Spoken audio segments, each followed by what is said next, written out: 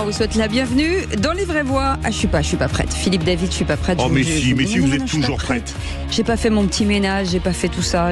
Voilà, en tout cas, c'est terrible. Vous savez, je suis un peu une psychopathe de l'organisation et de la gestion de l'hygiène. En tout cas, on vous souhaite la bienvenue, les amis. 0826 300 300. On démarre directement avec ce numéro de téléphone. Ça va, Philippe David? Ça va très bien. J'ai un scoop incroyable à vous dire. Non, vous avez la liste de remaniement. Non, mieux que ça. Ah, d'accord. Je peux vous le dire une chose. François Mitterrand est vivant et il est allemand. Écoutez. And I sat down and I said, America's back. And Mitterrand from France looked at me. C'est Joe Biden qui dit qu'il est allé au G20, qu'il s'est assis, qui a dit l'Amérique est de retour, et j'ai vu François Mitterrand d'Allemagne, de France. Alors il est mort le 8 janvier 96, ça fait donc 28 ans. On connaissait Lady Gaga aux États-Unis, maintenant on a Papy Gaga. Non, c'est vrai, vous avez raison. Il se trompe assez souvent. Bientôt il va dire j'ai rencontré Napoléon Bonaparte, l'empereur de Chine. C'est un petit peu flippant quand même. Et le comble, c'est qu'il n'est pas complètement nul quand il ne se trompe pas. Il a combien de pourcents de nullité? Non, il n'est pas du tout nul. Il n'est pas du tout nul. Excusez-moi quand vous dites ça. Mais je suis d'accord. C'est Papy Mougeot. Non, mais c'est flippant et c'est une des raisons probables de son échec aussi en novembre, je pense.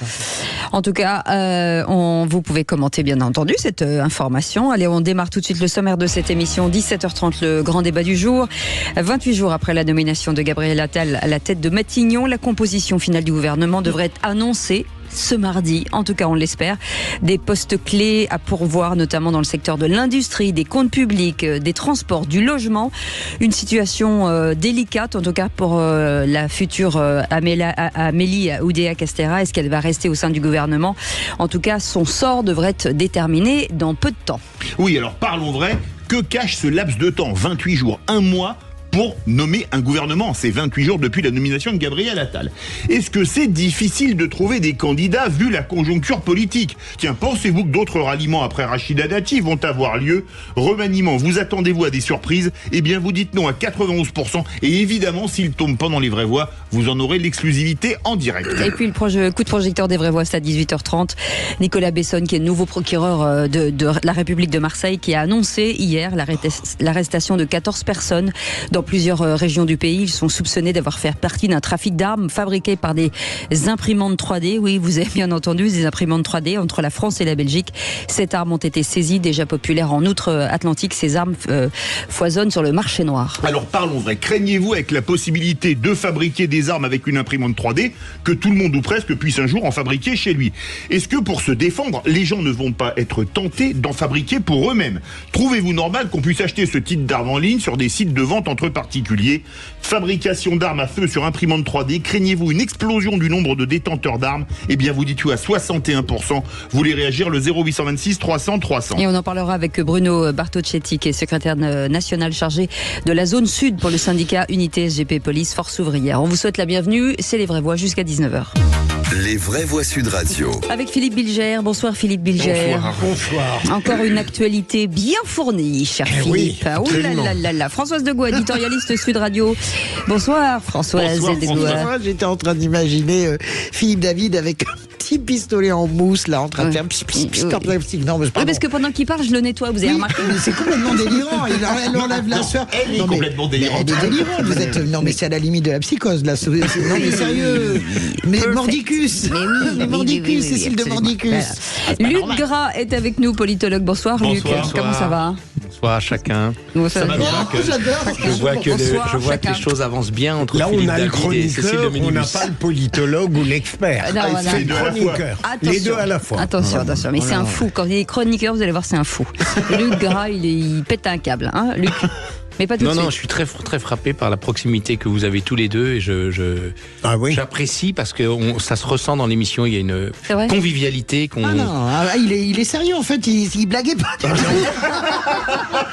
Le gars, il arrive, il commence à dire des trucs. Il sait être pinçant. Non mais Luc, quand vous dites proximité, ça me fait peur là.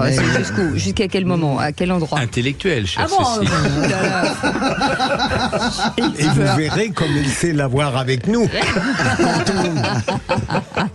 Petite note de jalousie de la part de Philippe. Oui, bien sûr.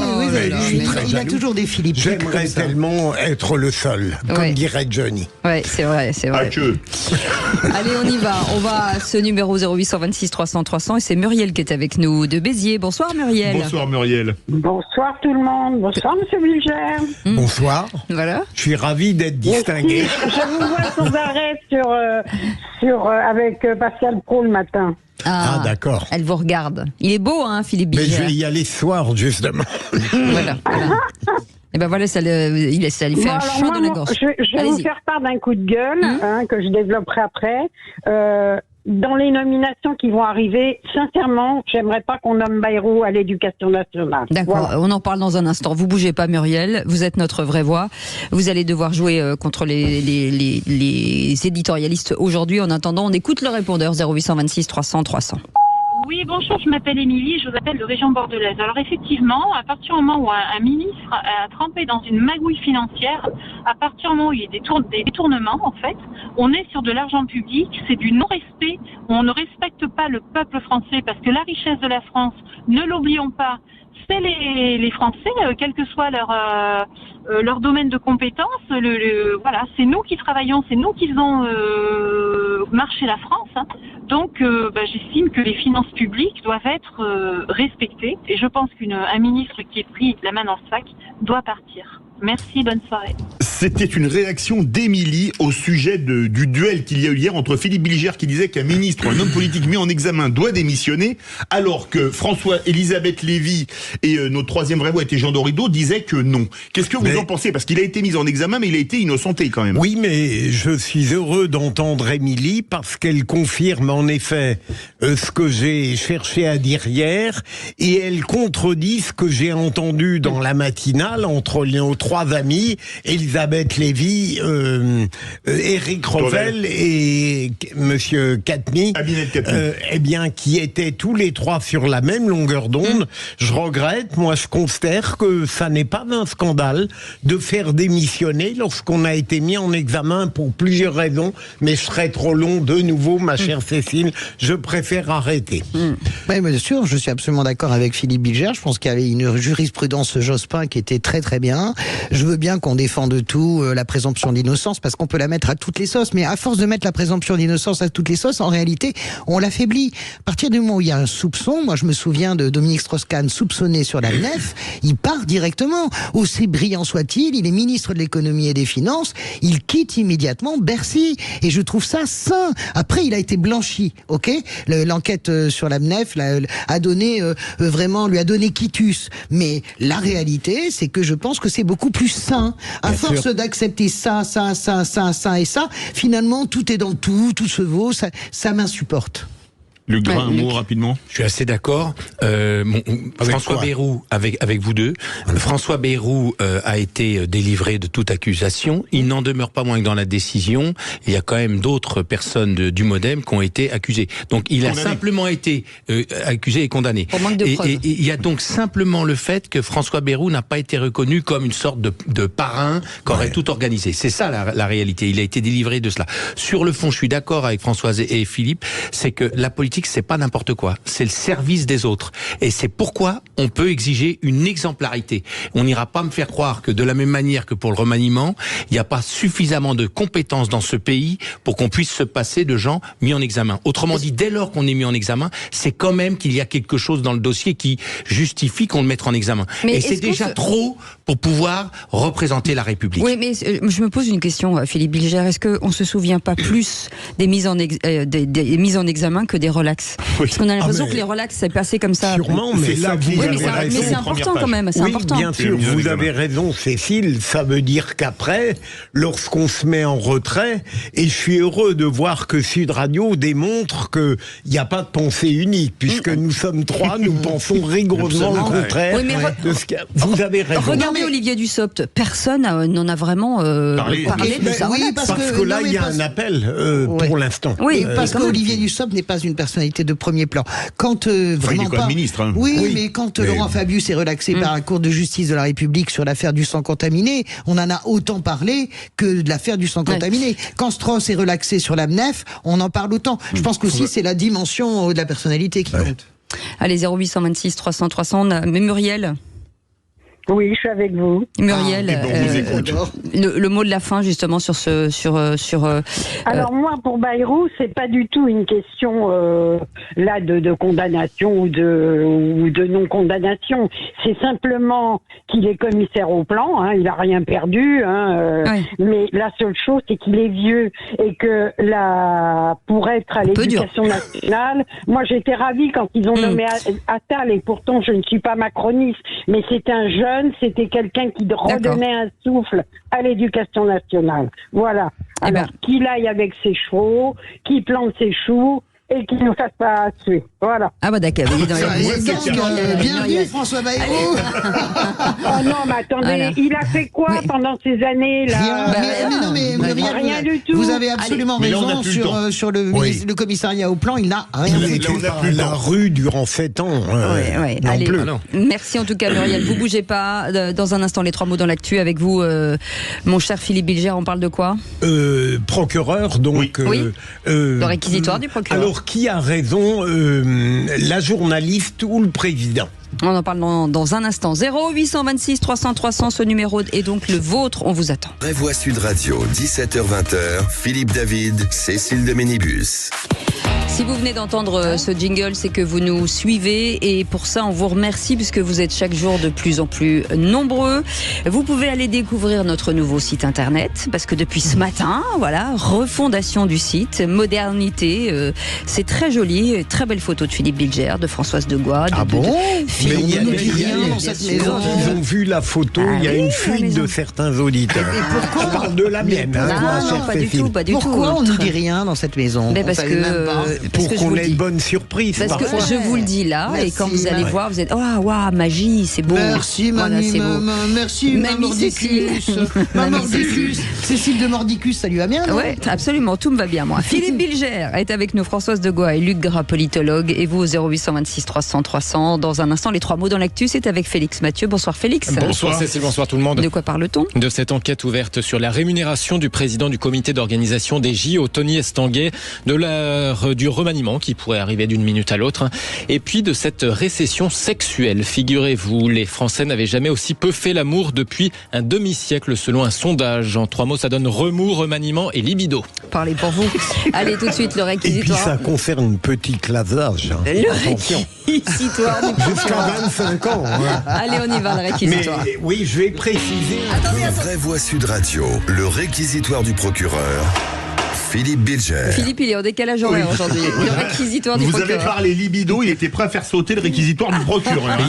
Il dort pas beaucoup. Hein. Stéphane Séjourné atteint de dyslexie. Faut-il s'excuser de l'avoir attaqué pour ses fautes ou faut-il incriminer qui l'a nommé malgré tout, d'après vous, monsieur le procureur? En effet, Alba Ventura, une excellente journaliste, s'est excusée parce qu'elle avait blessé Stéphane Séjourné, qui avait révélé qu'il était dyslexique.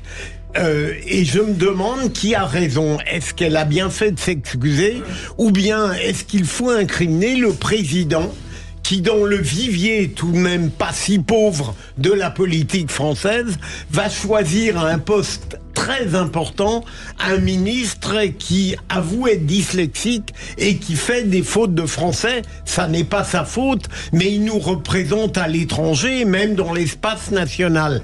Je pense que c'est le président qui a tort et qu'on n'a pas à s'excuser lorsqu'on critique Stéphane Séjourné des fautes de français. Il ne fallait pas le choisir. Il a d'autres qualités, on aurait pu le mettre ailleurs, mais il ne faut pas oublier qu'il nous représente.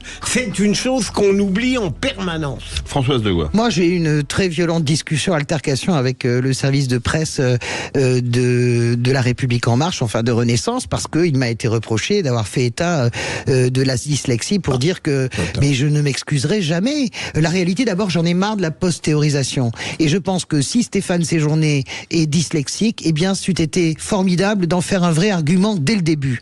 Et là, tout le discours sur regardez, on peut être dyslexique, être ministre, ministre de la République, ça, il tenait debout. J'ai horreur de la post-théorisation. Par ailleurs, Stéphane Séjourné, il a été dans des cabinets de personnalités que je connais plus que bien. On n'a jamais repéré la moindre dyslexie. Alors, il est dyslexique quand il est dans un moment émotionnel. Mais les journalistes n'ont pas à s'excuser. Je suis absolument désolé de vous le dire. Ou alors, écoutez, soyons carrément le prolongement de l'organe de presse de la majorité et de l'Élysée. C'est le fantasme de tous les gouvernants, y compris de gauche, que tous les journalistes soient des appendices. Non, j'ai pas envie, moi, parce qu'un porte-parole m'appelle en me disant « Oh là là, le ministre est blessé ». Ben, il est blessé, il est blessé. On n'a rien dit d'insultant. La réalité, c'est qu'on peut être en droit d'avoir honte d'avoir le patron du Quai d'Orsay qui fait 3 fautes de français en une phrase. Je suis désolé. Luc Grain. En 2016, Emmanuel Macron était jeune ministre, accompagné systématiquement par Séjourné. Qu'est-ce qui se passait à chaque fois que Emmanuel Macron cherchait à élargir ses réseaux, il se retournait vers Séjourné en lui disant « Tu prends rendez-vous avec un tel, tu prends rendez-vous avec un tel ». Résultat, prenez rendez-vous avec personne. Donc au moment de choisir le pauvre président Macron, il avait bien du mal puisqu'il n'y avait que Séjourné pour choisir un ministre des Affaires étrangères. Je veux dire par là qu'il y a incontestablement un entre-soi et que quand on voit comment ça se passe, Gabriel Attal, Séjourné, c'était des gens qui étaient autour de Macron quand il était en 2016. Ils ont fait le vide comme jamais, parce qu'on accusait le vieux monde de faire le vide, et c'est vrai que Chirac, Mitterrand et tout ça, ils savaient faire le vide, et surtout les entourages savaient faire le vide. Mais on n'a jamais été à ce point où ils ont fait tellement le vide que l'un se retrouve ministre des Affaires étrangères et l'autre Premier ministre. Allez, tout de suite les 3 mots dans l'actu avec Félix Mathieu. Les vraies voix Sud Radio. 3 mots, Félix, qui sont remous, remaniement et libido. De nouveaux remous pour les JO de Paris. Le parquet national financier ouvre une enquête sur la rémunération du président du comité d'organisation, l'ancien champion de canoë, Tony Estanguet. Amélie Oudéa-Castéra va-t-elle rester à l'éducation? François Bayrou va-t-il rentrer? On pourrait connaître d'une minute à l'autre le reste du casting après quasiment un mois de gouvernement Attal. Et puis la libido en berne. Les Français n'avaient jamais aussi peu fait l'amour depuis 50 ans, selon une étude IFOP. Cette récession sexuelle touche notamment les plus jeunes. Les vraies voix Sud Radio.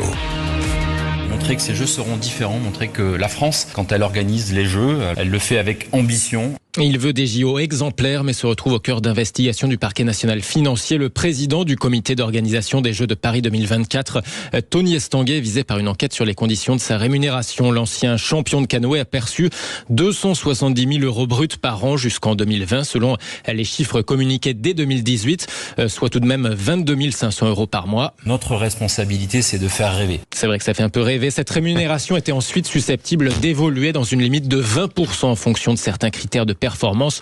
Le montant de la rémunération n'a pas bougé depuis, assure le comité d'organisation des JO. L'instance se dit étonnée à l'annonce de cette ouverture d'enquête. Elle évoque une rémunération très encadrée. Le COJO rappelle que son président n'est pas salarié et qu'étant une association loi 1901, son caractère lucratif a tout de même été reconnu par exception par l'administration fiscale, ce qui veut dire que ses dirigeants ne sont donc pas soumis à un plafond de rémunération. Moi, pardonnez-moi, je peux intervenir. Je suis très choqué du procès qu'on fait à Tony Estanguet. Vraiment, hein.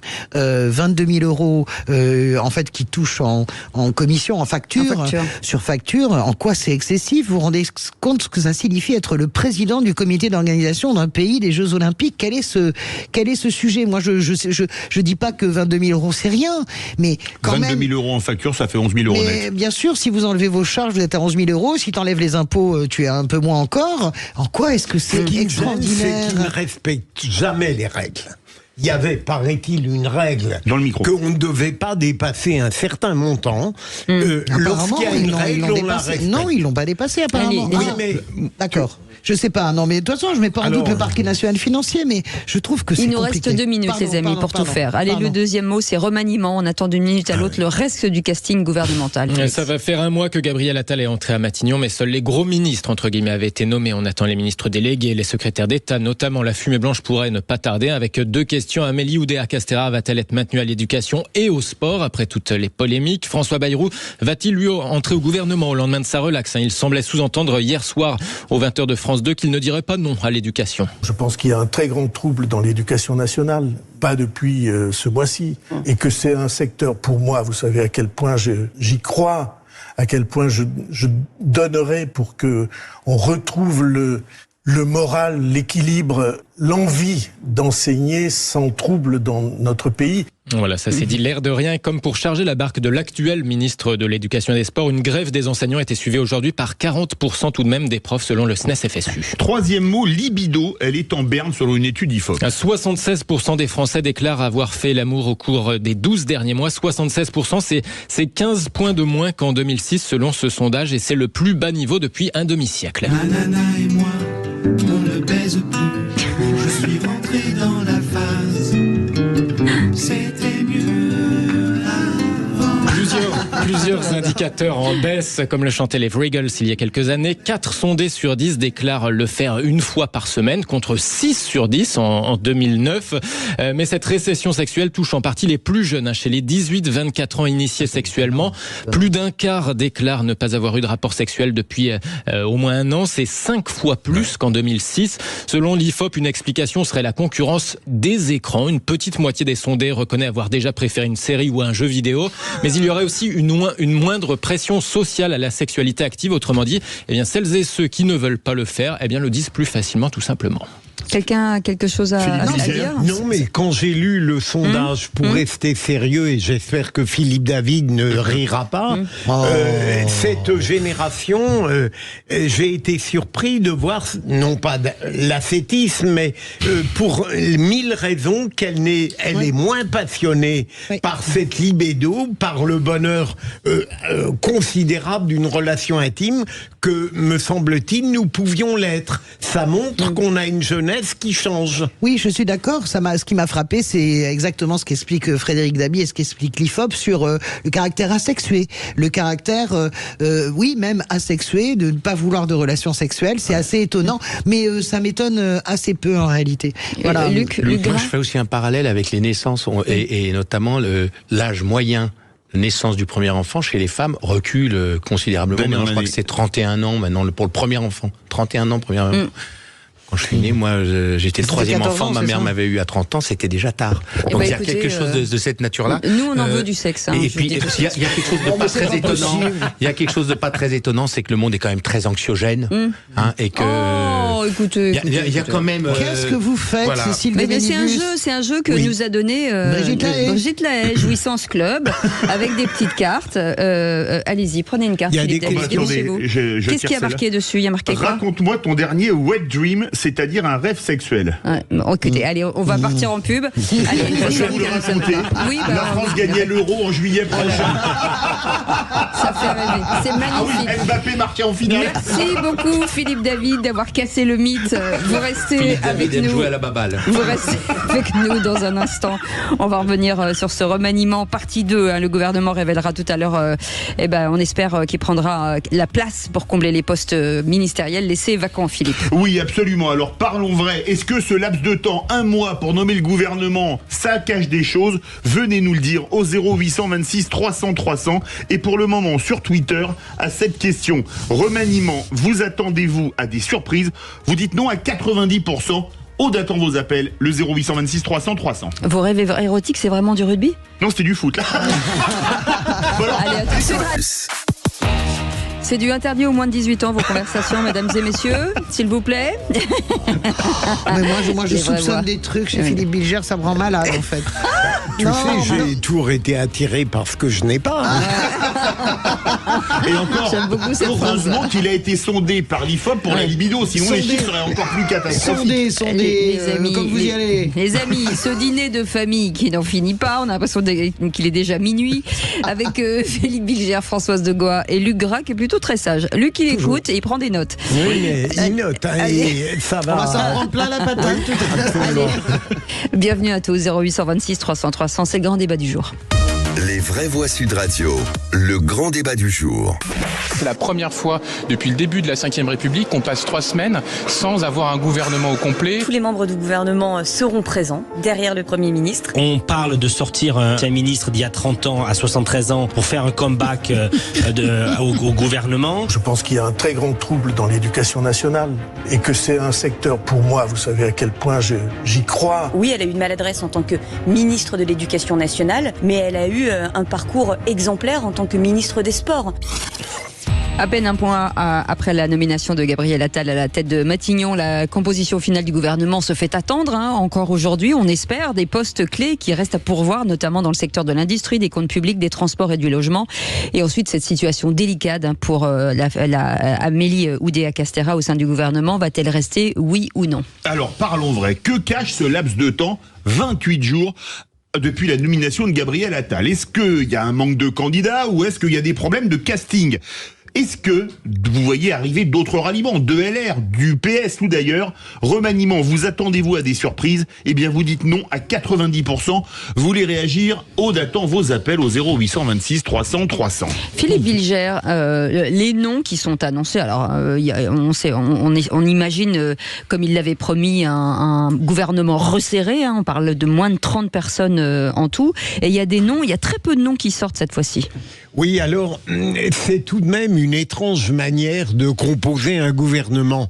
Parce qu'à l'origine, on peut imaginer que ce gouvernement, ce pouvoir, ce président, désirait non pas mettre en œuvre des incongruités absolues, mais avait réfléchi à la composition d'un gouvernement, même si d'emblée on est un peu surpris qu'un discours de politique générale soit fait devant la moitié du gouvernement, et donc il faut accepter l'idée que ce qu'on voulait prêter d'intelligent à ce gouvernement n'existe pas dans sa structure. C'est tout simplement de l'amateurisme. Ils ne savent pas qui nommer. Les jeux politiciens dominent et probablement peut-être que François Bayrou, qui a été un mauvais ministre de l'Éducation nationale, aura droit, ce qui est logique dans la vie, à une seconde chance.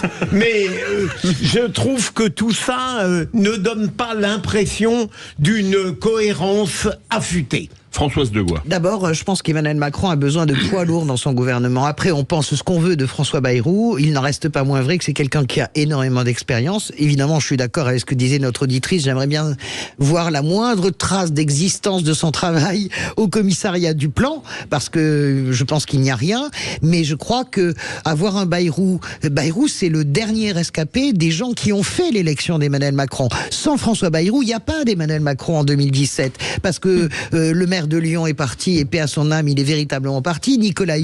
Gérard Collomb, Nicolas Hulot est parti. Finalement, sans Bayrou, ça n'existe pas, le macronisme. Ça n'existe pas non plus à l'Assemblée nationale. Il y a une majorité déjà relative. Si Bayrou se fait la malle, autant vous dire qu'il n'y a plus rien qui passe. Donc, il a besoin d'envoyer ce signal. Je ne sais pas si c'est un bon endroit ou pas. J'espère qu'il prendra la... Mais je ne crois pas du tout que c'est de l'amateurisme. Je pense d'abord que quand un président décide de resserrer, c'est parce qu'il en a marre, il ne veut pas se faire emmerder par les ministres.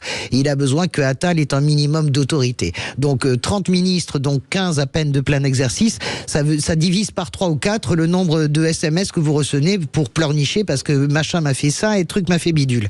Et le deuxième point, c'est que je pense moi qu'ils attendaient la décision de justice de Bayrou. C'est aussi une des raisons pour lesquelles ça traîne. Luc Gras, l'avis du chroniqueur et du politologue. Mais en fait, on revient toujours au préambule, et en l'occurrence au préambule du macronisme. Quand Emmanuel Macron, en mars 2017, lance un appel aux Français qui souhaiteraient être députés, on est tous sidérés. C'est-à-dire, des gens arrivent à l'Assemblée nationale qui étaient l'un commerçant, l'autre ceci, sans aucune compétence. Et ils le payent depuis. C'est-à-dire qu'on a... Et puis dans la commission d'investiture, il y a monsieur Séjourné, qui était dans la commission d'investiture. Donc arrivent à l'Assemblée nationale des gens qui n'ont pas de compétences. Ça se voit ô combien en 2017. Qu'est-ce qui se passe depuis? Quand vous n'avez pas un maillage d'élus locaux dans lequel vous pouvez puiser, d'ailleurs comme par hasard, ils ne sont pas élus dans les élections locales, tous ceux qui se présentent, eh bien vous arrivez à une situation où vous n'avez pas de possibilité, où vous allez débaucher. C'est donc le choix qui a été fait. Moi je partage pas complètement l'idée qu'il n'y aura pas de surprise, parce que justement il vit sur la surprise, Emmanuel Macron et maintenant Gabriel Attal. Ils sont obligés d'aller débaucher. L'idée, c'est une course-poursuite entre le débauchage de LR et à ce moment-là, peut-être qu'il y aura un grand rassemblement de droite, centre-droit, qui comporterait la Renaissance, LR, etc., dans la perspective de l'après-Macron, ou alors, eh bien, le macronisme s'arrêtera avec Emmanuel Macron. Vous croyez à l'arrivée de plus de LR après Rachida Dati et puis ceux qui sont arrivés avant dans le remaniement ministériel ou pas? Appelez-nous au 0826 300 300. Là, on a envie de vous entendre sur des noms, forcément. Ah oui. Si vous avez quelconque proposition à faire. Déjà, je pense qu'il y a Bayrou.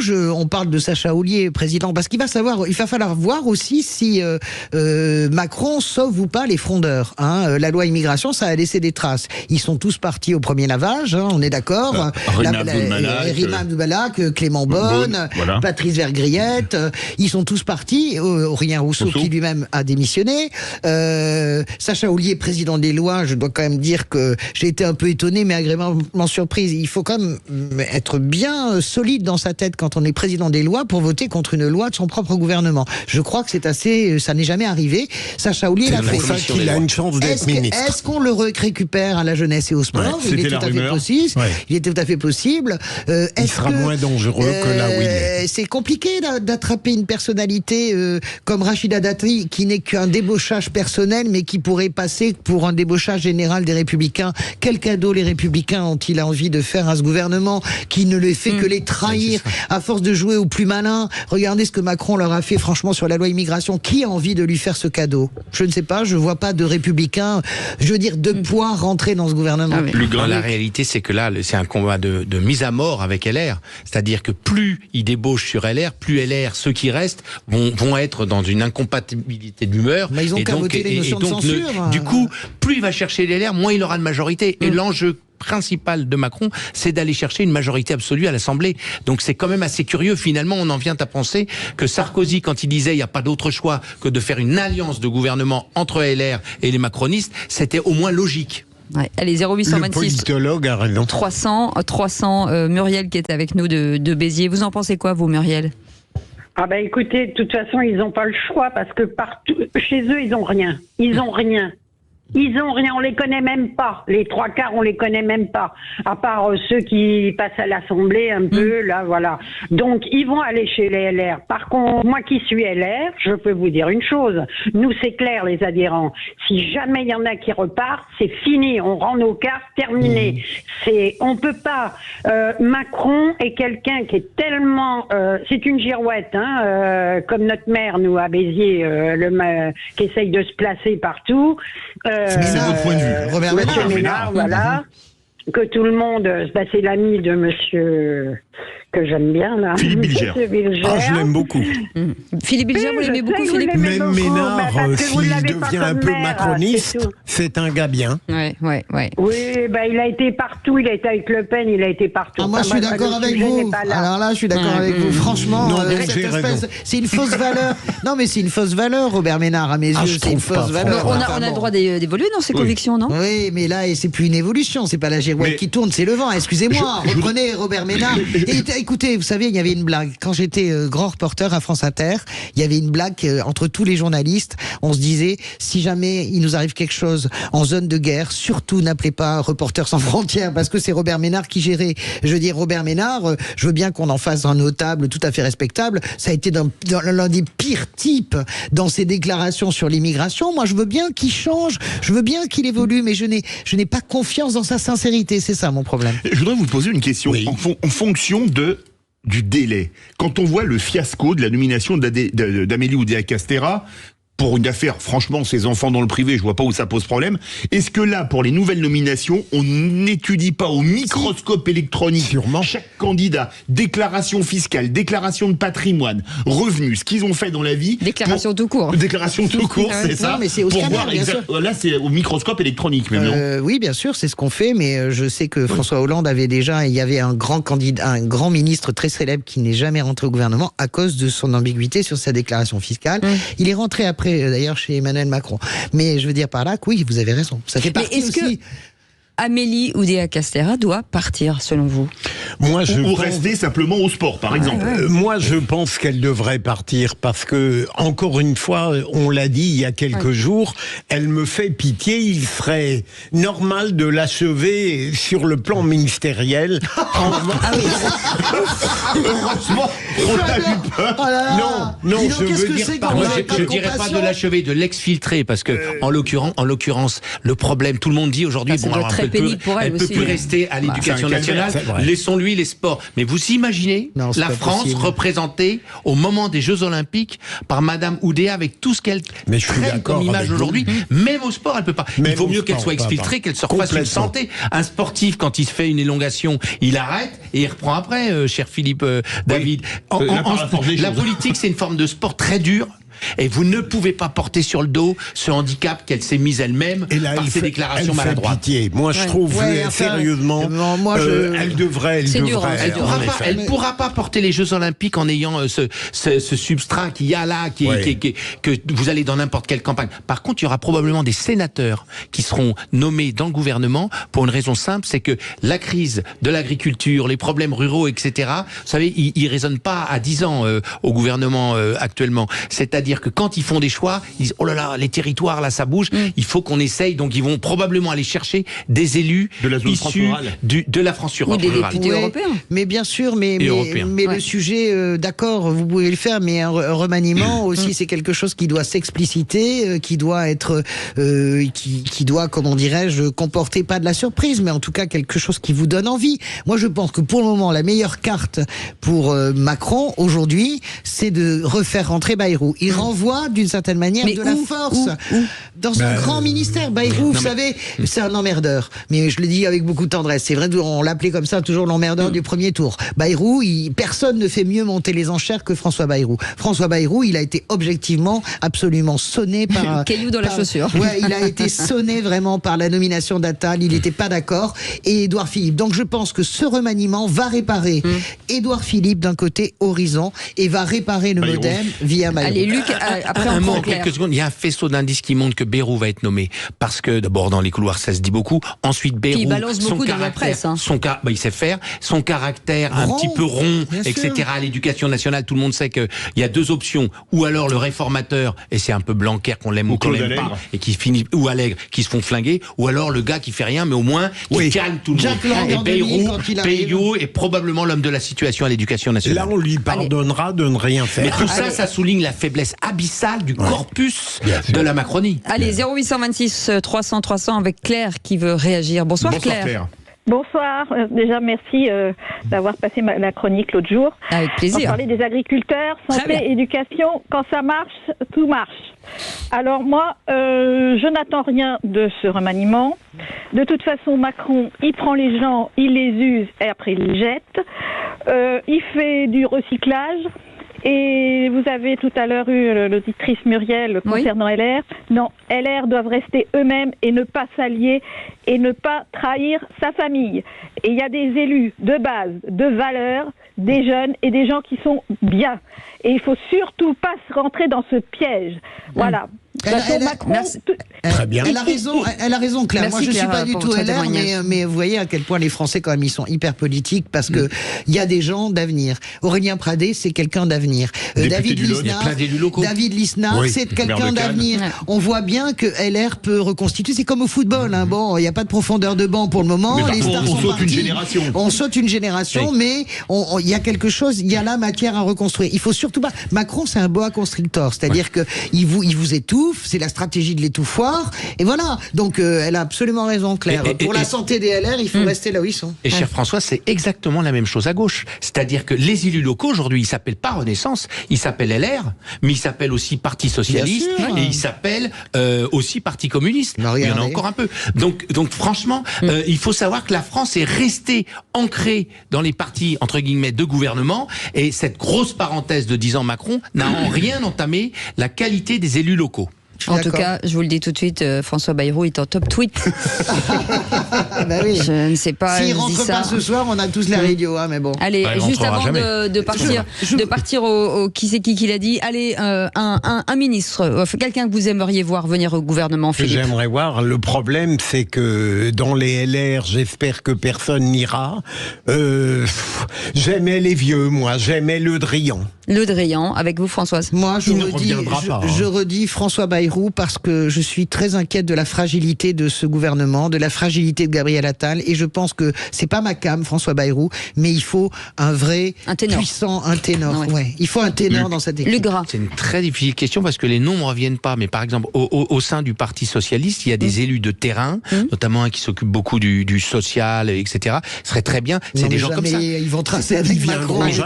Mais c'est des gens comme ça qu'il faudrait faire venir. C'est des gens qui ont de la bouteille et qui ont toujours marqué par leur engagement politique une idée du service des chose. voulez-vous qu'on aille Et en aider réalité, Macron la Macronie, et c'est là en ça qu'elle a complètement échoué, elle annonce en 2017 des nouveaux visages, et il y en a plein. Enfin, faut arrêter de dire qu'il n'y a pas de choix. On n'est pas obligé d'aller Arnaud Robinet, j'aurais adoré, mais comme il y a déjà Vautrin... Non, mais elle a besoin. Enfin, des gens qui ont de la bouteille avec Robinet, on est bien parti. Allez, dans un instant, le quiz de l'actu. Et ça n'a rien à voir avec l'alcool, Philippe. Attention. Ah bon, non, parce qu'il est maire de Reims. Muriel est avec nous pour jouer contre nos vraies voix. Soyez la bienvenue, c'est les vraies voix jusqu'à 19h. Les vraies voix Sud Radio, 17h-20h, Philippe David, Cécile de Ménibus. On vous souhaite la bienvenue avec nos vraies voix du jour. Philippe Bilger, Françoise Degois et Luc Gras. Ça papote. S'il vous plaît. On a l'impression d'être dans un conseil des ministres avec ce remaniement. Mais qui, je te donne ça, tu me redonnes ça, et voilà. Mais non, on peut pas faire un ministère groupé des vraies voix. Bien sûr qu'on fait un truc ministère groupé. super. Le ministère de la joie de vivre. Ça me changerait un petit peu. Je souhaite du plaisir si Bayrou est au Conseil des ministres. Ils parleront pas beaucoup, les autres. Ça, je vous et c'est pareil à la cantine. Allez, 0826 300 300. Muriel est avec nous. Vous allez pouvoir jouer au qui c'est qui l'a dit. Les vraies voix Sud Radio, le quiz de l'actu. Muriel, est-ce que vous avez regardé un peu les infos? Vous avez lu des journaux? Vous êtes intéressée? Ah, moi, je regarde toutes les infos, et notamment Monsieur Bilger. Ah bah très bien. Non, mais vous inquiétez pas, je suis pas amoureuse de vous, hein, mais Mais écoutez, j'accepte très ça. J'adore votre bonne humeur, voilà. Il est chou. Est-ce que c'est ce qui qualifie? J'adore. C'est parti. Je me demande si c'est pas une façon d'amadouer Philippe Bilger. Allez, Muriel, écoutez bien, c'est une question à 2 points parce que c'est vous qui répondez en premier. Dès que si vous savez pas, vous dites je sais pas. Question qui c'est qui l'a dit. 2 points. Il est largement possible de diviser par 2, voire 3, le prix de l'électricité produite en France. Ah, je sais. Ben moi je sais pas. Bruno Le Maire. Non. Je donne ma langue au chat. Bruno Le Maire. Non. Le floc primaire. Non. Pas du tout. Fabien Roussel. Bonne réponse, Fabien Roussel. Bonne réponse de Luc Gras. C'est une réponse politique car je ne le savais pas. Voilà. Qui c'est qui l'a dit? Intelligent. C'est une question à 3 points, les amis. Il faut se battre sur les clauses miroirs, sur un non absolu au Mercosur. Alors je vous aide. C'est un politique qui a arrêté la politique, mais qui pourrait revenir dans le remaniement. Je vous mets sur la trace. Et qui a écrit un livre. Muriel. Et qui a écrit un livre. À 4 mains. Et un ministre qui portait bien son nom.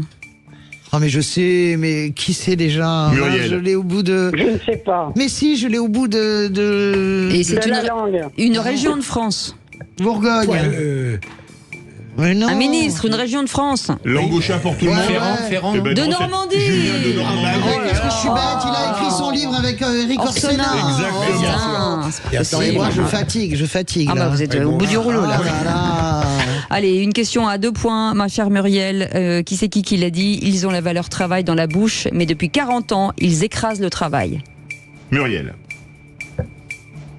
C'est non, un mais député. Votre jeu, moi, j'aime pas du tout ce jeu. Alexis Corbière. Non. La mauvaise c'est le joueuse, même bord. Muriel. Comment? C'est le même bord. Non, c'est un monsieur. Oui. C'est Boris Vallaud. Non, c'est un peu l'État dans l'État. Hein. L'État Mélenchon. dans l'État. Non. Mais l'État dans l'État. Bah oui. Oui, les filles, Bompard. Et les filles, mais il est un peu à l'écart quand même. Hein. Ruffin. Bonne réponse de Françoise Oh là Degois. là, mais on rame ce soir. Hein, Franchement, qu'est-ce que vous êtes mauvais? Mais on est mauvais Ruffin, comme des c'est le cochons. retaillot de gauche. Ouais, mais enfin, les questions, elles sont pas terribles. Non, elles sont super. Oh, mais dites donc, Merci, Muriel. c'est moi qui les ai faites.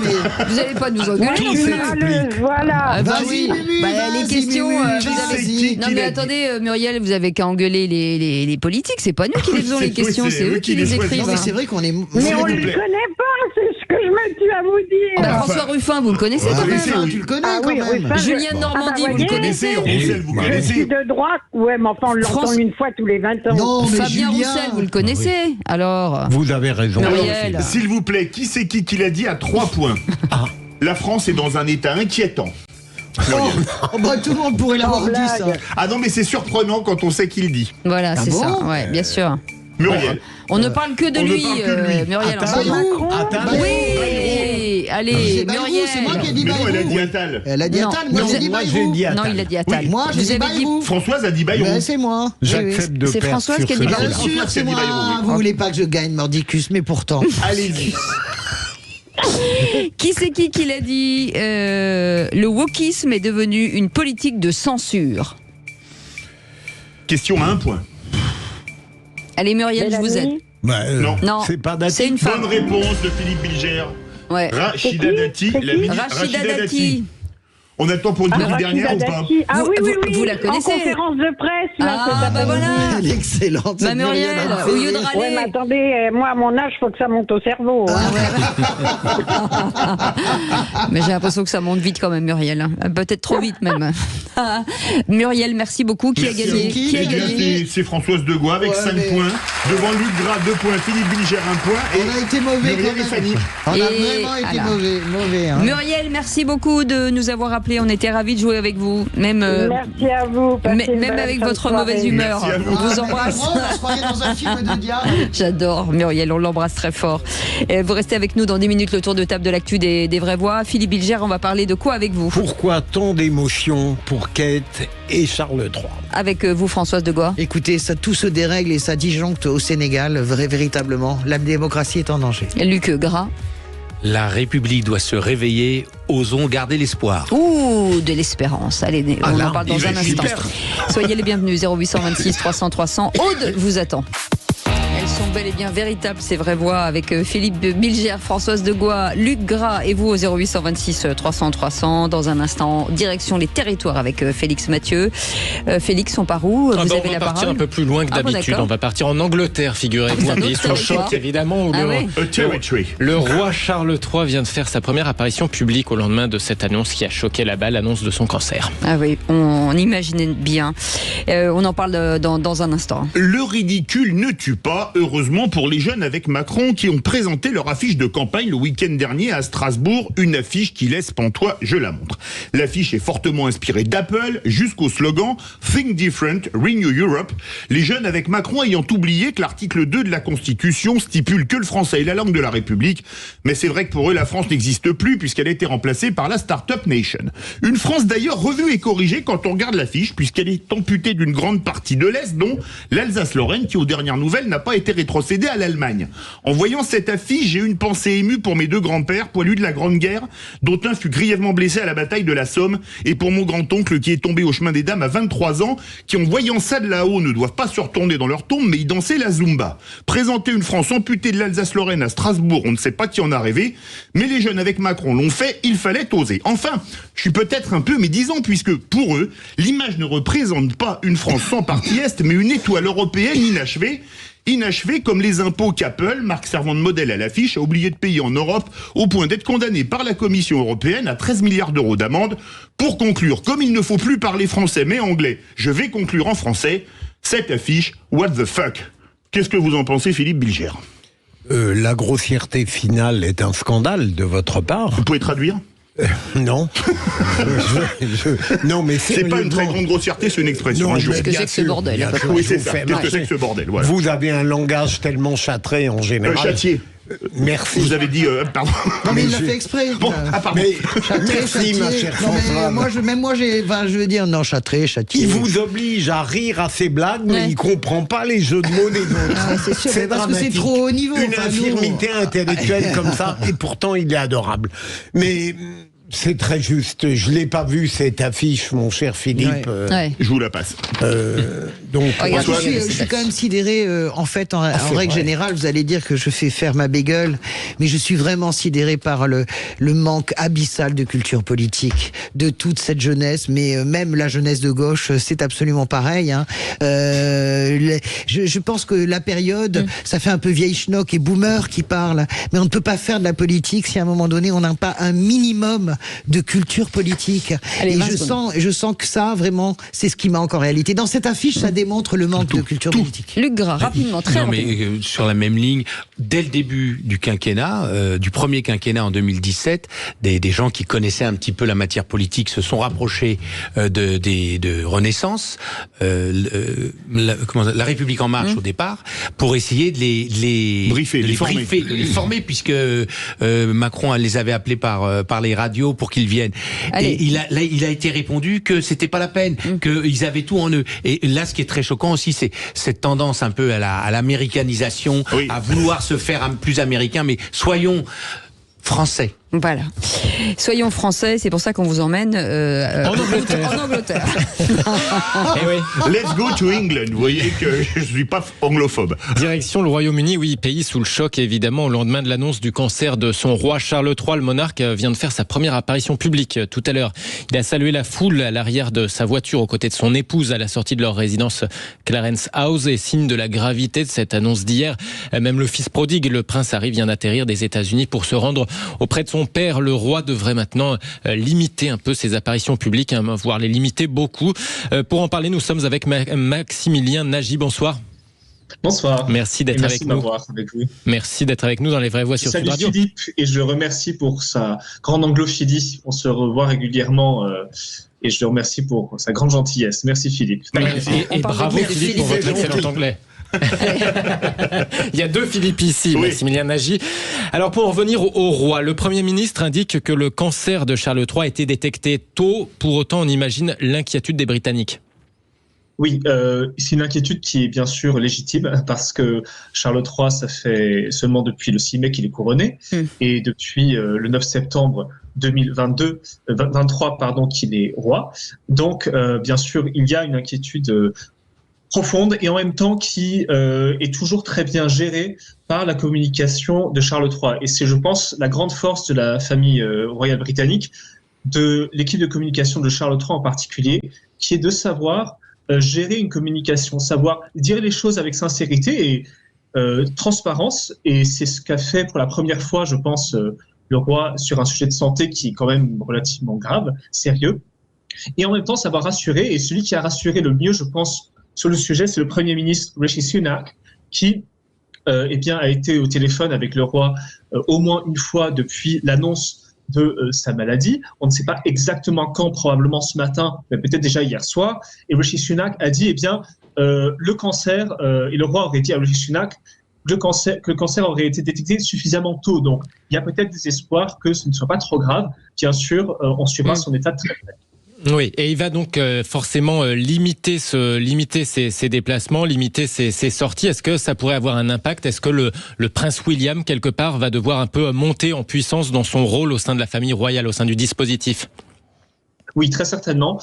Et d'ailleurs, c'est sans doute une chose que Charles III, donc Charles III, souhaite, parce que son fils aîné, vous imaginez bien qu'en tant que successeur de la couronne, il met beaucoup d'espoir en lui, moins en Harry qui est maintenant en Californie, mais qui a eu un entretien très chaleureux d'ailleurs, qu'on pense très chaleureux avec le roi cet après-midi.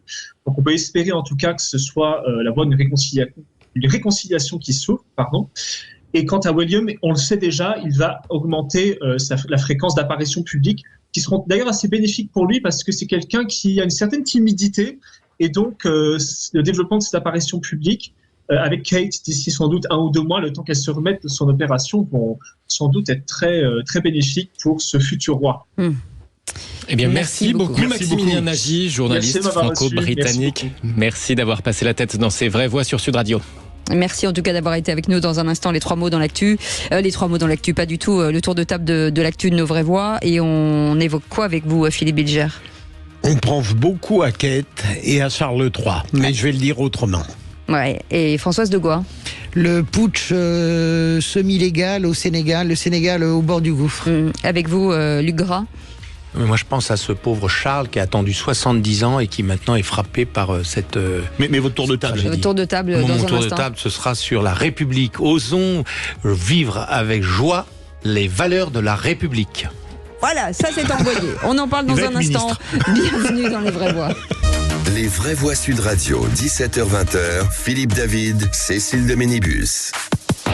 On vous souhaite la bienvenue, Les Vraies Voix jusqu'à 19h, comme tous les jours. Du lundi au vendredi, c'est comme un commerce de proximité. C'est-à-dire que vous rentrez, vous discutez, vous donnez votre avis et vous êtes les bienvenus. Et la seule porte d'entrée, c'est le 0826 300 300 avec aujourd'hui Philippe Bilger, Françoise de Gois et Luc Gras, politologue, qu'on connaît bien entendu. Et tout de suite, le tour de table de l'actu de nos Vraies Voix. Mais maniez-vous le tronc, on va bientôt se mettre à table. Ça sent l'artiste à cette table, ça sent l'artiste. Je suis épuisé, moi. C'est horriblement fatigant d'être intelligent. Le tour de table de l'actualité. Philippe Bilger, on va revenir sur la maladie de Charles III. Vous voulez parler de Kate et de Charles III et de leur maladie. Déjà, grand bonheur, on n'a pas eu Stéphane Bern tout à l'heure, c'était quelqu'un d'autre. Maxime Nagui, en général, c'est toujours Stéphane Bern qui parle de ça et ça m'agace à force. Je vais être bref parce que... On l'embrasse, Stéphane Bern, pendant qu'on y est. Je sais que notre ami Luc va être très long, donc je vais être très bref. Non, mais parce qu'il a un sujet de haute volée. Et le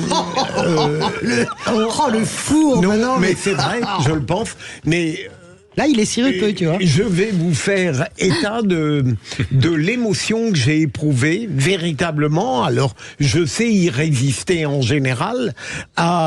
Lorsque j'ai appris la maladie, on ne sait toujours pas quoi, de Kate, qui est en convalescence maintenant jusqu'à Pâques, et on ne sait pas toujours si elle va être rétablie.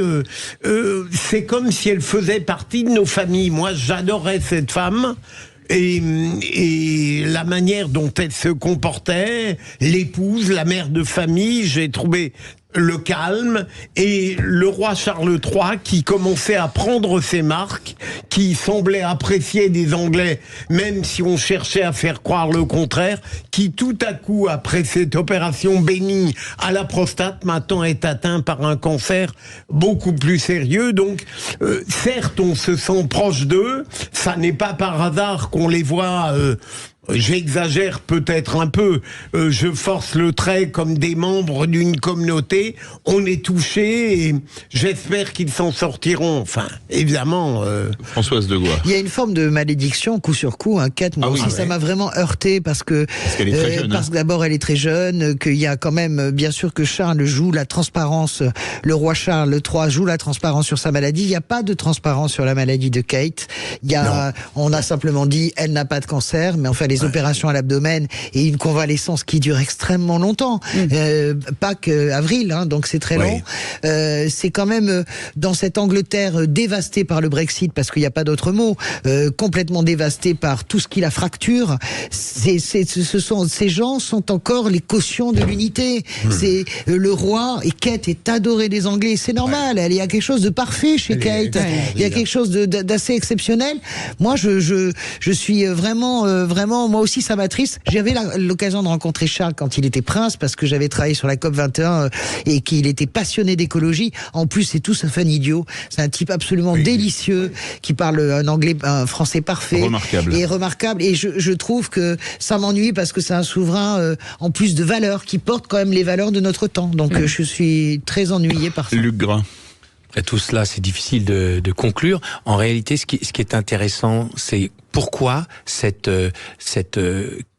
reconnaissance du phénomène de la royauté à travers les différentes personnalités. C'est-à-dire que Charles n'a pas grand-chose à voir avec sa mère, et pourtant ce sentiment d'appartenance à quelque chose qui nous subjugue, qui nous permet de nous dépasser. Et c'est intéressant pour nous les républicains de voir que non seulement beaucoup de Français républicains sont très admiratifs de la monarchie britannique, mais en même temps, nous, républicains, qu'est-ce qu'on pourrait mettre en place pour essayer de retrouver cette unité nationale qui fait bien défaut aujourd'hui? Il y a un peu de travail, un peu de boulot. En tout cas, on vous remercie, parce que c'est vrai que Kate, elle fait l'unanimité quand même. C'est incroyable d'avoir une telle unanimité. C'est inimaginable. Non, c'est parce qu'elle a de la classe et elle est gentille. Quand on la voit, enfin... Alors, je pensais que vous parliez de moi. Pardon. Mais c'est pas besoin de le dire. Cécile est la Kate française. Oui, on aimerait bien. Françoise de Gois, report des élections au Sénégal. Oui, alors là, on très international, les vraies voix ce soir. C'est international parce que ça nous touche directement, le Sénégal. Alors, s'il y a bien un lien, un pays d'Afrique avec lequel on a un lien, c'est le Sénégal, qui a toujours été présenté comme le pôle de stabilité de l'Afrique de l'Ouest. C'est la première fois, depuis 1963, que les élections sont reportées. Je vous refais le film en 1 minute. Macky Sall, président très contesté, que moi j'ai bien connu à l'époque quand il était un jeune militant socialiste, pardonnez-moi, il a bien changé. Et Macky Sall, président, qui laisse planer l'idée qu'il peut se représenter, contrairement à la Constitution, une 3e fois. Finalement, en décembre, il renonce. Il y a une espèce il y a la présentation des listes de successeurs pour les élections. Dans ces listes, le Conseil constitutionnel refuse de faire figurer les 2 principaux opposants, notamment président Karim Wade, qui est le fils de Wadé, l'ancien président, l'ancien président du Sénégal. Et donc, qu'est-ce qui se passe? Ressurgissement de Macky Sall, qui était sorti de la scène et qui annonce à la télé avant-hier, nous reportons les élections sine die. Alors là, déjà sine die, ok. Et nous reportons les élections avec le discours qu'on connaît parfaitement en Afrique, et pas simplement en Afrique, tant que nous n'aurons pas les conditions requises pour l'équanimité et l'égalité du scrutin. Donc, qu'est-ce qui s'est passé hier? Les députés ont été appelés à voter sur ce report. Les députés de l'opposition se sont fait sortir par la police militaire sénégalaise. Alors, c'est des images complètement dingues. On peut pas imaginer ça au Sénégal. On peut l'imaginer dans plein d'endroits, mais pas au Sénégal. Et donc, moi, je suis très inquiète parce que on a une déstabilisation totale de tout le front de l'Ouest, en fait, de l'ensemble de l'Afrique. En réalité, je parle bien sûr du Mali. Le Sénégal semblait tout à fait... C'est nos vrais cousins, les Sénégalais. C'est vraiment une démocratie mature. C'est vraiment... en plus, c'est un état d'esprit qui est très particulier, très soft. C'est la coolitude aussi incarnée, les Sénégalais. Ils ont réussi à étouffer pendant des années tous leurs islamistes à travers... un subterfuge de communautés soufis, etc. Ils sont très... Voilà. Et je suis très inquiète parce que je ne suis pas colonialiste, bien au contraire, mais je pense que nous sommes liés à l'Afrique profondément, et nous sommes profondément... l'Europe et l'Afrique, nous sommes profondément liés. Notre avenir, c'est aussi peut-être l'Afrique, et je suis très inquiète. Allez, Philippe Bilger, parce qu'il nous reste très peu de temps. Vous avez raison, Françoise, mais il a donné pour prétexte, je crois, il attendait les conclusions d'une commission, ou je me trompe? Non, parce qu'il y a une commission d'enquête et c'est la guerre, parce que la commission, les députés ont accusé le Conseil constitutionnel d'être frappé de corruption. Mais tout ça, ce sont que des prétextes en réalité, pour freiner un processus démocratique, ce qui ne s'est jamais fait. Le Sénégal va à rendez-vous avec lui-même, dans ce sens où aujourd'hui, si l'opinion publique sénégalaise ne se saisit pas de manière pacifiste, bien sûr, de la situation, ça va aller très mal, car comme dit Françoise, il y a une série d'événements qui montrent qu'il y a une intention qui n'est pas bonne de l'exécutif sortant de rester au pouvoir. Évidemment. Et par conséquent, si l'opinion publique est mature et que qu'il y a eu autrefois en Tunisie à certains moments, l'opinion publique a dit on va pas plus loin que ça, ce sera foutu. Donc l'enjeu aujourd'hui, c'est que le Sénégal a rendez-vous avec lui-même à partir de l'opinion publique et du des peuple qui va millions se de mobiliser. manifestants à Dakar, vous verrez, c'est ce qui va se passer. Il faut aller dans la rue, parce que,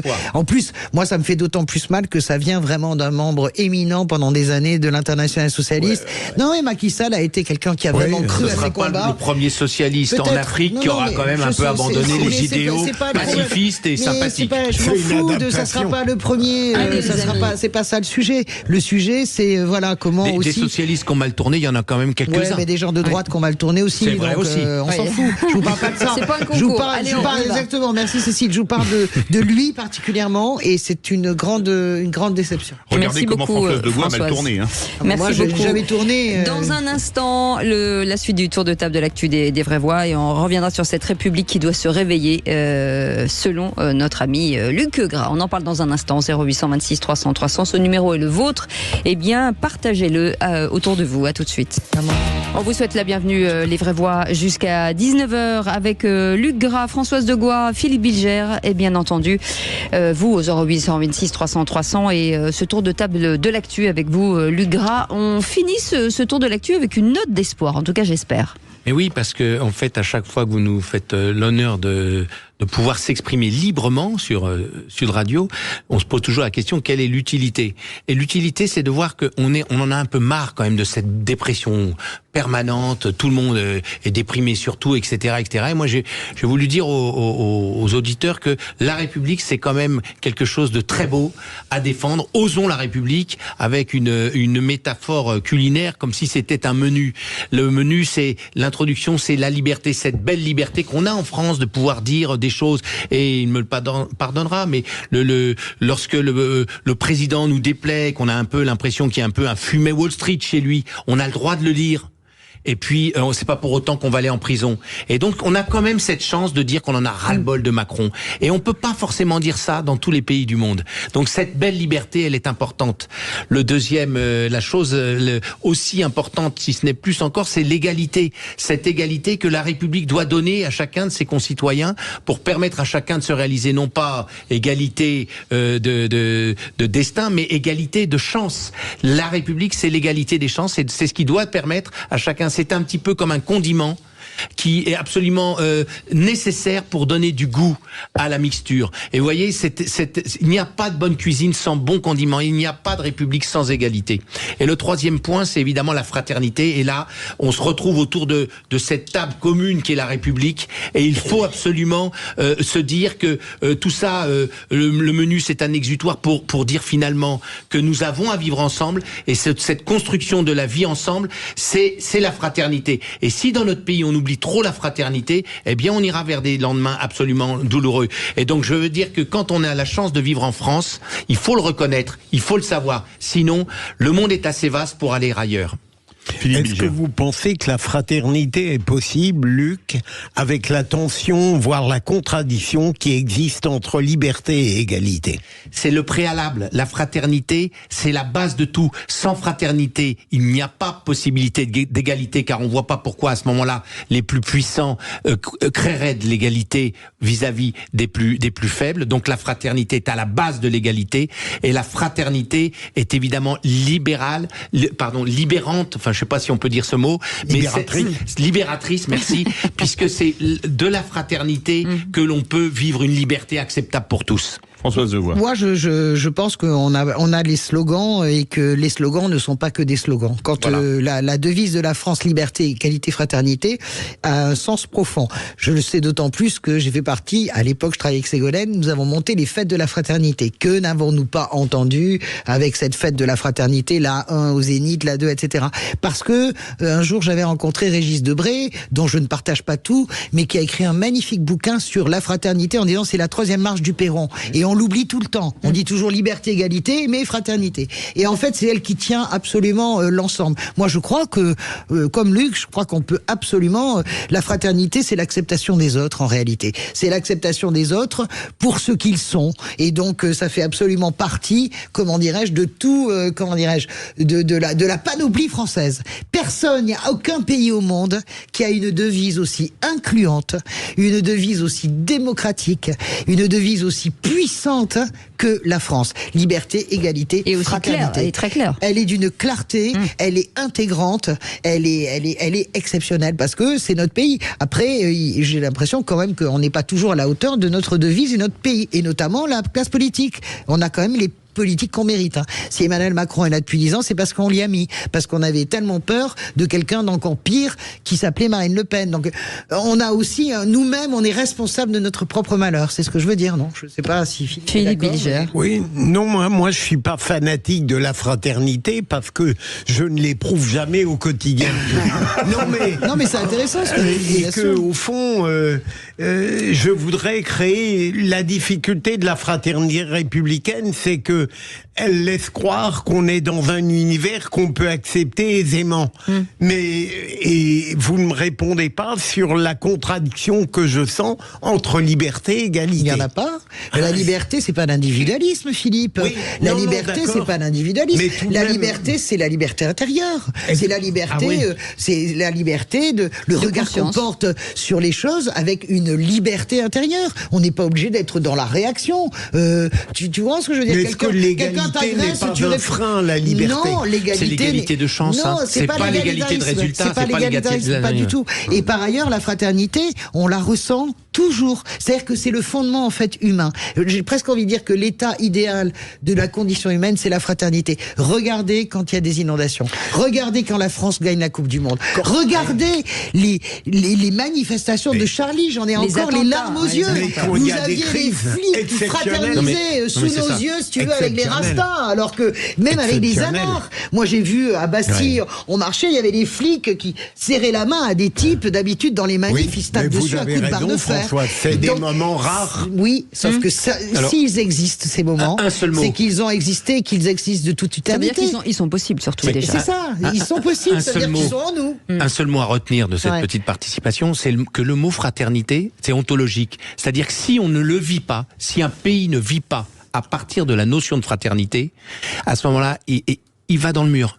Parce que le vivre ensemble, la base du vivre ensemble, c'est la fraternité. Et c'est elle qui permet la liberté, et c'est elle qui permet l'égalité de chance. On est fort là, c'était la minute philosophie. Une grande leçon, mais juste en tout cas, on est ravis de l'avoir accueilli.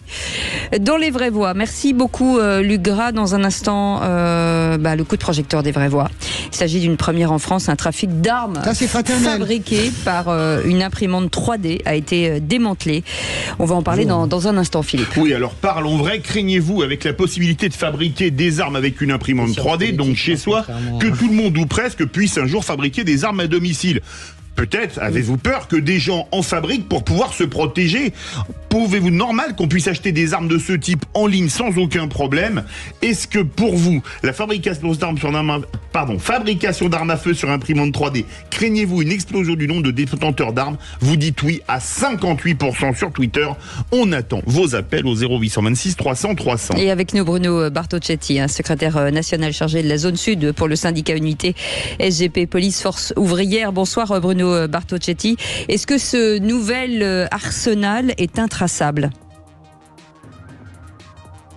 Oui, bonsoir. Alors, fort heureusement, ça peut être traçable et les gendarmes en ont fait la preuve. Ils ont travaillé sur Darknet,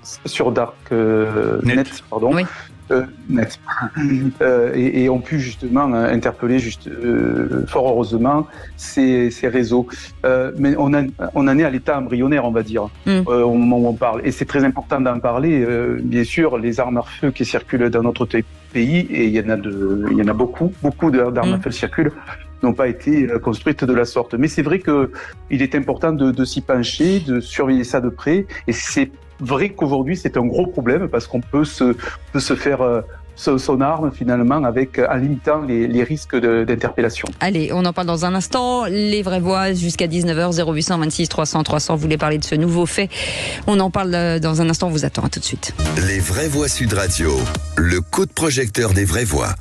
Ça marque une étape dans cette ubérisation de la vente du trafic d'armes. Il y a des personnes qui fabriquent ces armes avec des imprimantes 3D. Et la qualité des armes est quand même bonne, très proche à 95% des armes d'origine. Ces armes se négociaient sur le dark web à des montants de 1000 à 1500 €. Une des armes vendues qui est un 9 mm, donc avec un pouvoir létal très fort, cette arme répondait au doux nom de Fake Gun Control 9 mm. Donc vous voyez, tout un programme. Hier, Nicolas Besson, le nouveau procureur de la République à Marseille, récemment nommé, a annoncé l'interpellation de 14 individus entre diverses régions françaises impliqués présumément dans un réseau de trafic d'armes conçu via des imprimantes 3D en France et en Belgique. Cette arme ont été confisquées. Alors parlons vrai, craignez-vous avec la possibilité de fabriquer des armes chez soi à domicile avec une imprimante 3D que les gens en fabriquent de plus en plus chez eux? Pensez-vous qu'ils vont être tentés de le faire pour se défendre si les armes se généralisent? Trouvez-vous normal qu'on puisse acheter ce type d'armes sur des sites de vente en ligne? Fabrication d'armes à feu sur imprimante 3D. Craignez-vous une explosion du nombre de détenteurs d'armes? Eh bien, vous répondez oui à 58% sur Twitter. On attend vos avis au 0826 300 300. Et Bruno Bartocchetti est avec nous, secrétaire national chargé de la zone sud pour le syndicat unité SGP Police Force Ouvrière. Bonsoir, merci d'être avec nous, Bruno Bartocchetti. Philippe, ça vous fait peur, ces armes à feu en imprimante 3D qu'on vend sur Vinted, quand même, c'est quand même surréaliste. L'interrogation de Sud Radio est d'autant plus pertinente que j'ai vu hier ou avant-hier un sondage qui montrait que les Français désiraient de plus en plus avoir des armes chez eux, bien avant qu'on connaisse cela. Et donc, ça montre qu'il y a une inquiétude sur le plan de l'autorité, de la délinquance et de la criminalité, qui fait que naturellement, il y a dorénavant une propension plus grande à se protéger de manière évidemment illégitime. Mais ce que je crois tout de même, peut-être que je suis naïf comme dans d'autres domaines, c'est que l'esprit français ne sera pas complètement gangrené par cette facilité de pouvoir se construire des armes en dehors de toute réglementation, parce qu'il me semble qu'on est encore relativement étranger à une espèce de politique d'autodéfense dérégulée. Moi, c'est pareil. Je pense qu'on ne sera jamais les États-Unis par construction, par modèle de construction. Voilà, les Américains ont des armes parce que la conquête de l'Ouest, parce que depuis toujours, c'est l'histoire même et le sel de leur existence. Sans Winchester ou sans Colt 45, il était impossible de survivre dans le Grand Ouest. Donc, c'est toute leur histoire. Ça n'est pas la nôtre. Et par ailleurs, moi, j'ai lu plein de papiers là-dessus depuis quelque temps. Je savais qu'on fait des murs de maison maintenant en imprimante 3D. Mais je demande à Bruno quelque chose parce que j'ai quand même le sentiment que ça va être extrêmement difficile à monter une arme en 3D, sauf les premières armes qui vous explosaient à la main parce qu'elles explosaient une fois sur deux et elles vous abîmaient les pouces, etc. Je pense quand même, et j'attends sa réponse avec intérêt, que c'est quand même pas à la portée du premier venu. Ça a l'air très simple à acquérir, mais le montage, parce que c'est en pièces détachées, je crois il y a 10 ou 12 pièces, je crois quand même que le montage n'est peut-être pas à la portée même du petit truand venu non plus. Hein. Il faut que Bruno réponde, mais je crois pas. C'est assez significatif de la montée de la violence. Et si on rembobine un petit peu, on se dit que d'où l'importance de l'exemplarité en politique. Parce que si vous avez une société de l'apaisement où les valeurs dont on a parlé avant, fraternité, etc., se développent, à ce moment-là, on lutte contre cette société où finalement on ne résout les choses que par la confrontation, par le conflit. Et puis les conflits, ça arrive à quoi? C'est que les moyens modernes permettent de développer ces outils alternatifs. Ça me fait un peu penser à l'intelligence artificielle, c'est-à-dire que les capacités modernes permettent de dépasser le raisonnable pour aller vers des choses complètement délirantes. Au stade actuel, on peut encore contrôler l'intelligence artificielle, on peut encore contrôler le développement de ces armes. Comment? Par un état de droit absolument clair sur ces sujets-là, et également un engagement des politiques par leurs attitudes, etc., à essayer justement de faire en sorte qu'il n'y ait pas de raison d'en revenir à la violence. Bruno Bartocchetti, est-ce que c'est compliqué? Je ne sais pas si vous en avez déjà vu en vrai de ces armes à feu, mais est-ce que c'est une véritable arme à feu? Parce que nous, moi, je découvre plus ou moins cette information. Oui, alors d'abord, c'est très récent dans notre pays. Je suis pas un grand spécialiste, mais j'ai quelques pistes pour répondre. D'abord, on est avec des armes qui peuvent être montées soit en métal, mais essentiellement en résine. En fait, on parle de plastique, c'est en résine. Très efficaces, qui peuvent supporter, bien sûr, des tirs, mais ça reste quand même des armes très, très fragiles. Et pour essayer de répondre, c'est vrai que tout le monde ne peut pas se monter son arme aussi facilement. C'est pour ça que j'ai dit en préambule qu'on était à l'état embryonnaire, et j'espère qu'on va y rester. Ce qui est très inquiétant, le sujet n'est pas là, mais ce qui est très inquiétant, c'est ce qui se passe aujourd'hui en Ukraine. Je pense que là, on va avoir un retour d'armes à feu et on n'aura pas besoin de passer par des sites de construction pour avoir une circulation d'armes supplémentaires dans notre pays. Ça, c'est quelque chose qui est à craindre. Mais il était important de souligner qu'aujourd'hui, effectivement, pour certaines personnes, bien qui se penchent sur le sujet et qui ont envie d'une arme à un prix très peu coûteux, bien de pouvoir se le construire. Fort heureusement, on pense à nos enfants. Est-ce que n'importe quel enfant peut construire son arme comme ça? J'ai envie de répondre non. D'après les retours que j'ai, je me suis bien sûr avant l'émission intéressé au sujet d'un peu plus près. C'est quand même pas facile à monter et on en est encore à un état embryonnaire. Espérons vraiment qu'on va rester à ce niveau-là. Parce que, comme ça a été dit également, une arme à feu aux États-Unis, ça reste culturel, ça fait partie de et c'est en vente libre avec un permis de conduire. Oui, et puis dans leur réflexion, eux ne comprennent pas qu'on soit pas armé pour se défendre.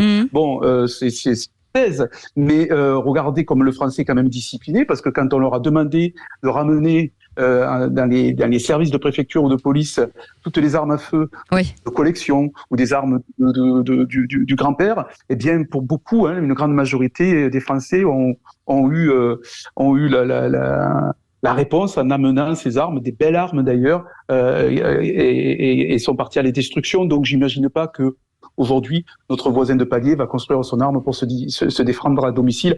Si un jour on en arrive là en France, même si la situation est quand même très préoccupante dans notre pays, on n'en est encore pas tout à fait là, heureusement.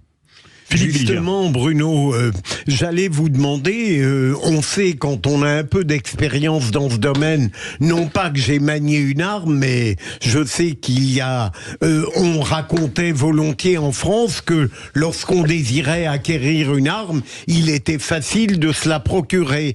Comment voyez-vous l'articulation entre la pratique d'avant et peut-être la possibilité d'en construire? Est-ce que ça va diminuer?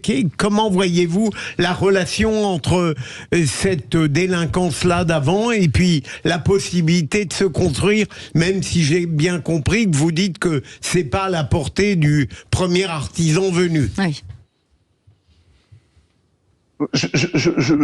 J'espère qu'on n'arrivera pas à une certaine facilité pour construire son arme. Ce qui est à retenir, c'est qu'elle est peu coûteuse à partir du moment où on veut se la construire.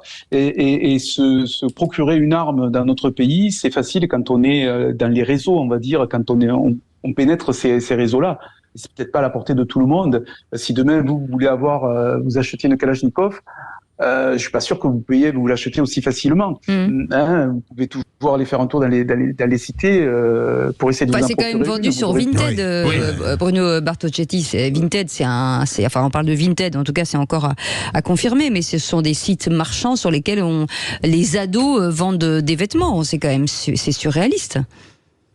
Oui, on est bien d'accord. Non, mais c'est pour cette raison que j'ai essayé de faire un parallèle avec la possibilité de s'octroyer une arme aujourd'hui en circulation dans les réseaux. Et après, bien sûr, ce qu'on peut faire dans la construction. J'insiste bien sur le fait qu'aujourd'hui, sur cette construction, on doit être hyper vigilant parce qu'on peut être très naïf et se dire que ça va pas être facile, mais c'est vrai que ça peut évoluer et c'est là où on doit se montrer très vigilant parce que ça peut évoluer et la construction peut être très facile si on se les procure effectivement dans ces réseaux.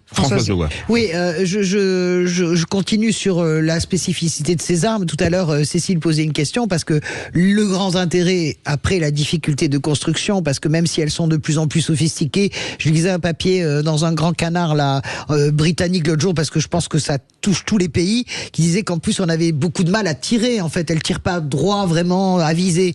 Mais l'intérêt en réalité pour les délinquants, et c'est ce que disait Cécile, c'est que le seul intérêt de cette arme, en réalité, hormis le fait qu'on peut se l'approprier, c'est qu'elle est intraçable. En réalité, il n'y a pas de numéro de série. Quand bien même vous achetez une Kalachnikov, il y a toujours un moment donné où vous arriverez à remonter le courant. Là, est-ce que c'est pas votre principale difficulté finalement, ça ? Mais oui, forcément. Quand on a aujourd'hui, si ça doit être dans ce sens-là sur la traçabilité, effectivement, là, on va avoir des armes où on n'aura pas la quantité et puis on n'arrivera pas à identifier bien sûr cette arme-là, de par le fait qu'elle n'ait pas de numéro. C'est un sujet, c'est une inquiétude. C'est pour cette raison qu'il va falloir travailler encore plus justement sur le dark web pour pouvoir justement démanteler les constructeurs et les constructions qui se mettent en place. Et ça demande encore une fois une autre énergie, beaucoup de technicité, beaucoup de spécialistes et de moyens pour pouvoir c'est là qu'on se dit repousser ce phénomène-là. Ça ne s'arrête jamais en fait. C'est dingue. Ils ont vraiment beaucoup d'imagination. Et s'ils la mettaient au service d'autre chose, c'est très bien. Ce qui est vrai, c'est que ce qui est vrai pour les armes est vrai pour le reste. C'est-à-dire que l'arrivée du 3D, pour tout, c'est une difficulté technique. Oui, mais c'est exceptionnel aussi. Parce alors évidemment, ça peut être moins dangereux que les armes. Mais là, derrière tout ça, ce qui est intéressant quand même, c'est comment on en est arrivé là. Cette discussion qu'on a aujourd'hui, on l'aurait pas eu il y a 20 ans, il y a 30 ans. C'est le progrès, parce que c'est le progrès, mais c'est aussi le progrès de la violence. Oui. Non, mais je parle pas des armes, mais la 3D, c'est un progrès extraordinaire. La 3D, c'est un grand progrès. Les prothèses, restons sur le sujet des armes. Comment on en est arrivé? On est aujourd'hui en train de parler, vous vous rendez compte, de la possibilité technique que chacun puisse, à la maison, d'une manière ou d'une autre, fabriquer des armes pour aller flinguer le voisin. Enfin, j'imagine. Autrement, ça sert à rien. Et donc, il y a vraiment une question. Comment on en est arrivé? Quelle est cette étape on a raté dans le développement de nos sociétés pour en arriver là. La plupart des Français ont pas envie d'avoir une arme et vont pas aller se mettre sur le darknet. Enfin, je sais pas, Bruno. Cette vision apocalyptique, vous voyez. Bruno, en 45 secondes. Franchement, vous voyez les gens aller sur le darknet pour monter des armes. Déjà, c'est un petit peu compliqué d'y aller. Franchement, et puis monter des armes, ou sur Vinted et monter des armes, vous retrouvez avec les trucs. Comment vous faites? Je vous vois bien, en train de monter un revolver. Ça serait beau. Pourquoi ça? Mettrait la ceinture. Ouais. Et quand vous dites une bêtise, elle le sortira. Oui, bien sûr, mais ça tire à côté, donc elle aura lu gras, pas moi. Bruno Bertocchetti, le mot de la fin. Allez, 30 secondes. Oui, en tout cas, la police fait son travail déjà.